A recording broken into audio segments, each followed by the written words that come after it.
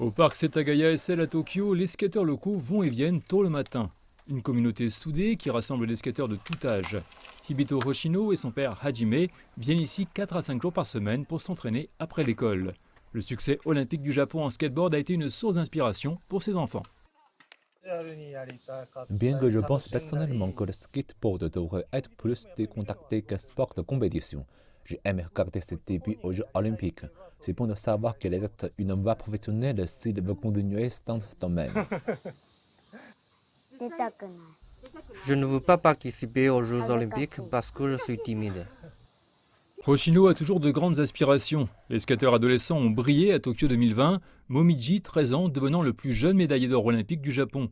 Il y a de l'espoir qu'une génération dorée de skateurs puisse augmenter la popularité du sport dans un pays qu'il a longtemps rejeté. Pour les skateurs ici, c'est une lutte constante pour trouver un endroit où s'entraîner. Dans plusieurs quartiers de Tokyo, des panneaux indiquant « No skateboarding » se trouvent dans de nombreux parcs et espaces publics. Nous avons des parcs au Japon, mais je ne dirais évidemment pas qu'ils ont des niveaux ou de la portée qu'ils ont en Amérique. J'aimerais donc avoir plus de parcs construits et une meilleure compréhension avec le grand public. Je travaille dans une entreprise qui conçoit des skateparks. Les commandes pour créer plus de skateparks ont augmenté.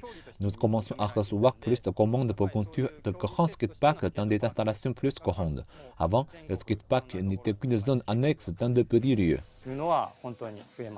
Si le succès du Japon à Tokyo 2020 parvient à changer les mentalités par rapport à ce sport, de futurs champions olympiques pourraient bientôt être plus nombreux à s'entraîner dans les rues de Tokyo.